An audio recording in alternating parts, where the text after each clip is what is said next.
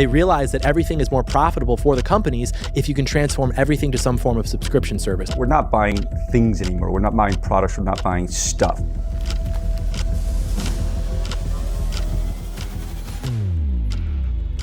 In 2024, the world is spending over $593 billion on subscriptions. And by 2028, that number is expected to reach $996 billion, almost $1 trillion. That's a lot of money, just for things like music, TV, phone apps, cloud storage, and even heated seats in cars. This isn't just spending, it's a trap. You're not paying for things anymore. You're paying to keep using the things you already paid for. And here's the catch. You didn't make a conscious decision to spend this much. It just happened. This is the subscription economy, and it's one of the most powerful business models ever invented. It has been designed with human psychology to trick your brain and quietly rob your bank account every single month. And the worst part? The longer you ignore it, the richer the companies behind it become, and the poorer you get without ever noticing. Subscriptions aren't new, and it is simple. Instead of paying once, you pay monthly. They started a long time ago with newspapers and milk. In the 1600s, people paid to get the same newspaper every week. In the 1800s, milkmen dropped off bottles at your door, and you paid each month. Then cable TV.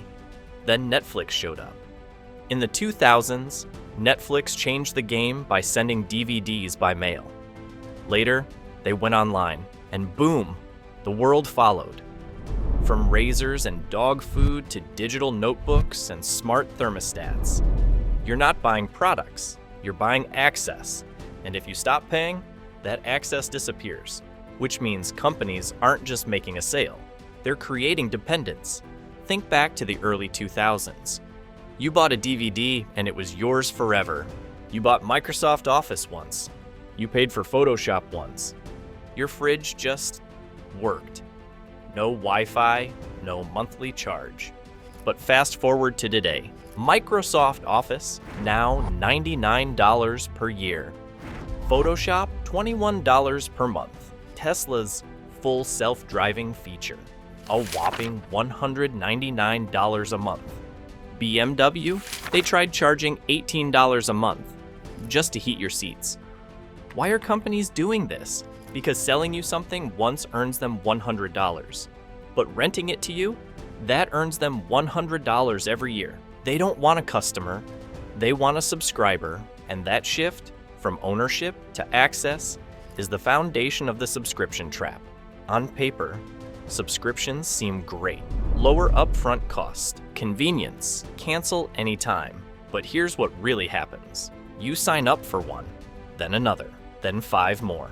And because each one feels small, you don't notice when it adds up.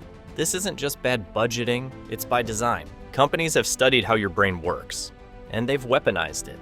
Here's how. First, set and forget mentality.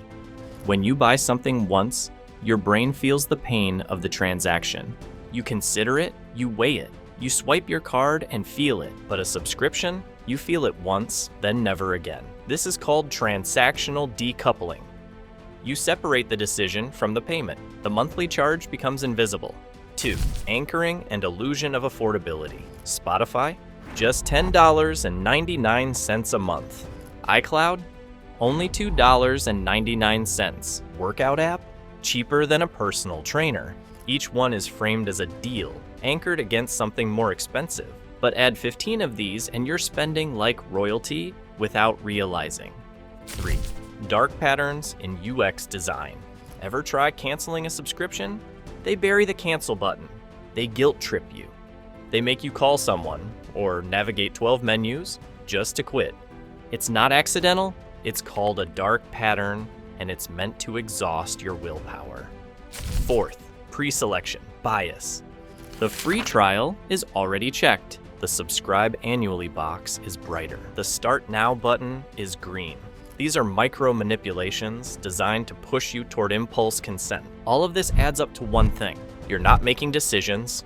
You're being nudged, steered, programmed. But wait, I am using all these apps anyway. Netflix, YouTube Premium, Like Google Drive, Audible. How can it be harmful? Let's talk about real money. A few dollars a month might sound harmless, but over time, these charges pile up in ways that feel almost ridiculous. Let's say you subscribe to Netflix, $15.49, Spotify, $10.99, YouTube Premium, $13.99, iCloud, $2.99, Adobe Suite, $21, Meditation app, $5.99, Fitness app, $7.99, VPN service, $3.99, Pet subscription box, $15, Blue Apron, $70 per month, Amazon Prime, $14.99, total $182.42 per month. Annualized, that's $2,189 per year. And that's assuming you actually use all of them. But here's the twist. According to a survey by Chase Bank, the average person underestimates their subscription costs by more than 200%. People think they spend $50 a month. They're actually spending over $150. Why? Because these charges blend into the background.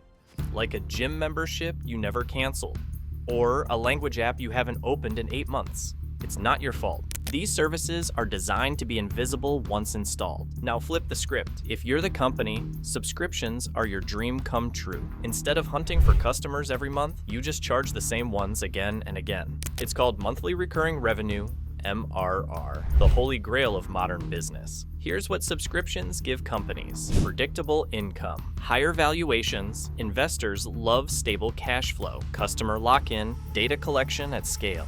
Every time you stream, pause, click, or search, they're collecting that data and then reselling it, bundling it, or using it to get you to buy more. And the cherry on top, they never need to remind you to keep paying. It just happens. Even worse, some companies bank on forgetfulness. According to a report by The Atlantic, many subscription-based businesses depend on sleeping subscribers, people who keep paying but no longer use the service. That's pure profit. It's not an accident, it's the plan. There was a time when you bought something and it was yours. Now, if you stop paying, you lose access. Your music, your documents, your photo albums, even your smart appliances, they vanish. You don't own, you rent. This trend has a name: the death of ownership, and it's spreading. Cars. BMW charges a subscription for heated seats. Software. Photoshop no longer sells licenses, only subscriptions. Home tech, smart locks, garage doors, and thermostats often require monthly fees for full features. Gaming. Battle passes, loot crates, streaming platforms. You're no longer buying products, you're buying access with no exit plan. And when your finances get tight, good luck managing 17 separate micro subscriptions. Let's take it to the extreme. Did you know you can now finance a burrito? That's right. Apps like Klarna and Affirm are now integrated with DoorDash, allowing you to split your $15 lunch into 4 payments of $3.75. Why? Because psychology works. $3.75 feels like nothing. $15? That might make you think twice. But if you're financing food, entertainment, dog treats, and deodorant all separately, you lose track of what you actually own and what you owe. This is called loan stacking, and it's terrifying. In 2022, 63% of Buy Now Pay Later users had more than one active loan. Many had 5 or more. You're not just buying more, you're renting your lifestyle on borrowed time. Subscriptions aren't evil. They're convenient, flexible, and often cheaper than one-time purchases. But the problem isn't the model. It's how passively we engage with it. Here's how to take back control. 1. Do a subscription audit.